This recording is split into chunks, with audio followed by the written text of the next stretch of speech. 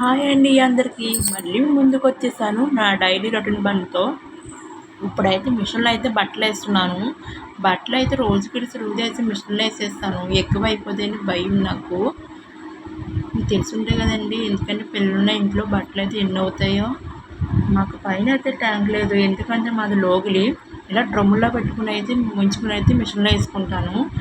Tiffin అయితే చేస్తానంటే ఇప్పుడు కాఫీ తాగుదామని చెప్పేసి అయితే పాలు అయితే కాసుకుంటున్నాను. కాఫీ నేను రెగ్యులర్గా అయితే తాగను, ఎప్పుడో నాకు తాగాలనిపించినప్పుడు అయితే తాగుతాను. టీ అయితే అలవాటే లేదండి. మా ఆయనగారు అయితే కోడిగుడ్లు బేరుగా తీసుకొచ్చి కూర అయితే వండని చెప్పేసి అన్నారు. అందుకు గుడ్లు అయితే నేను ఉడకబెడుతున్నాను.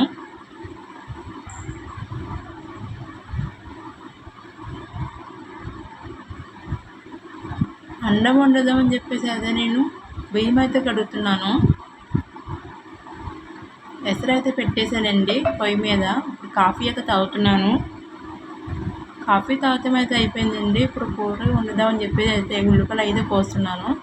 నాకు చౌత అయితే కొయ్యిద్దేదండి. ఇలా కత్తిపేట మీద కింద కూర్చుని అయితే ప్రశాంతంగా కొయ్యాలనిపిస్తుంది. మా ఆయనగారు అయితే అరకేజీ బీరకాయలు తెమ్మంటే కేజీ అయితే తీసుకొచ్చేసారు. మా ఆయనగారికి చాలా ఇష్టం అండి కోడిగుడ్లు బీరకాయ కూరని అంటే ఇంకా ఇష్టం అండి. అందులో ఎండుసేపు ఉంటే ఇంకా బాగుంటుంది, కానీ మా ఆయనగారు అయితే ఎండుసేపు అయితే తీసుకురాలేదు. కోసం అయితే అయిపోయిందండి. ఇప్పుడు కూర అయితే వండుదాం. అన్నం అయితే ఉడికిపోయింది. ఇప్పుడు అన్నం అయితే ఆరుస్తున్నాను.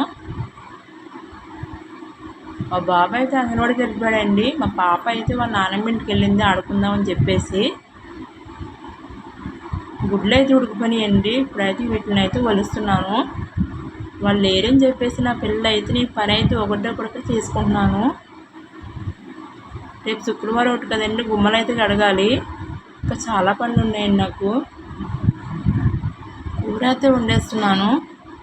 నూనె అయితే వేసి ఇందులో పసుపు అయితే వేస్తున్నాను, గుడ్లు అయితే ఫ్రై చేద్దామని చెప్పేసి.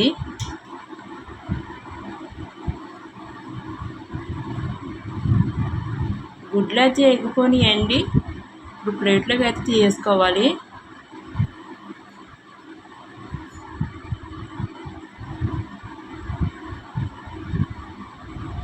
ఇప్పుడు ఇందులోనే మన పొడుగ్గా కోసుకున్న పచ్చిమిర్చి అయితే వేసుకోవాలి.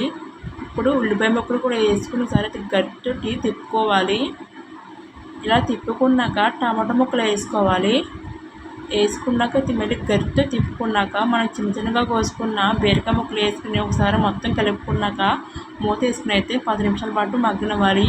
మగ్గిపోయి కదండి, ఇప్పుడు మనం ఫ్రై చేసుకుని గుడ్లు వేసుకుని 1 స్పూన్ కారం, 1.5 స్పూన్ కల్లుప్పు వేసుకుని నూనె అయితే వేసుకోవాలి. ఇలా కలుపుకున్నాక 10 నిమిషాల పాటు ఉడకనివ్వాలి.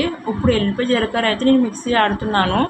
చాలా బాగుంటుందండి ఎల్లిపాయ జీలకర్ర వేస్తే. ఇందులోని పేస్ట్ అయితే వేసాను. ఇప్పుడు ఈ పేస్ట్ అయితే ఇందులో వేసానండి కూరలో. మూత వేసి అయితే ఓ పావుగంట సేపు ఉడకనిస్తే అయిపోయిందండి. ఎంతో టేస్ట్ అయినా బీరకాయ కోడిగుడ్ల కూర. బట్టలు అయితే అయిపోయినాయండి. ఇప్పుడు విసులో అయితే తీస్తున్నాను ఆరబెడదామని చెప్పేసి.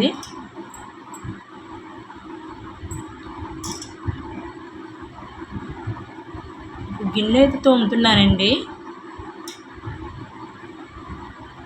నేను ఇంట్లో పాత సామాన్లు ఇచ్చేసి నేను కొన్ని గిన్నె అయితే తీసుకున్నాను. చూడండి, చాలా గట్టిగా ఉంది, చాలా స్ట్రాంగ్ ఉంది. కూర వండుదామని చెప్పేసి అది తీసుకున్నాను. దీనికన్నా పెద్దగా ఉందండి. మా ఇంట్లో మా అమ్మగారు అయితే కొన్నారు. అది కూర వండినప్పుడు పెద్దగా అయిపోతుందని చెప్పేసి ఇది అయితే తీసుకున్నాను. ఇంకా బిర్యానీ వండుతాయి కదా, గిన్నె అయితే లేదు, అది కూడా తీసుకున్నాను.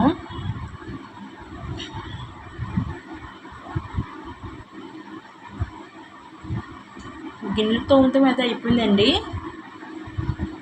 ఇప్పుడైతే భోజనం చేసి మళ్ళీ గుమ్మాల కడగటం అయితే స్టార్ట్ చేయాలి. భోజనం అయితే చేస్తానండి. ఇప్పుడు కిచెన్ రూమ్ అయితే కడుగుతున్నాను ఫస్ట్.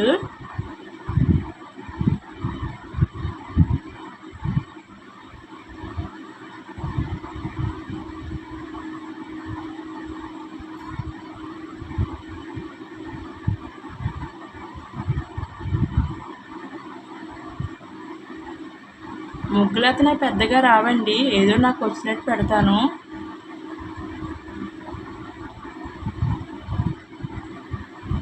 మాకు వెంటనే చిట్టెక్కిపోతాయండి, ఎందుకంటే మాది కొచ్చి కదండి.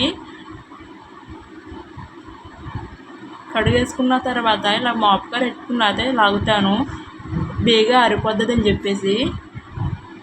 కిచెన్ రూమ్ అయితే కడిగితం అయిపోయిందండి. ఇప్పుడు బెడ్రూమ్ కూడా కడిగేసాను. ఇప్పుడు ఇటు పక్కన అయితే భోజనం చేసి హాల్ అయితే కడుగుతున్నాను. ఇప్పుడైతే మేము భోజనాలు అయితే చేస్తామండి.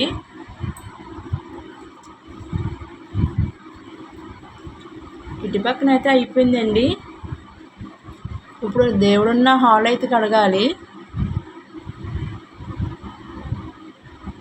ఈ పార్సల్లో అయితే మా అత్త వాళ్ళు ఉంటారండి. వాళ్ళైతే బిల్డింగ్ కట్టుకున్నారు, అక్కడ ఉన్నారు.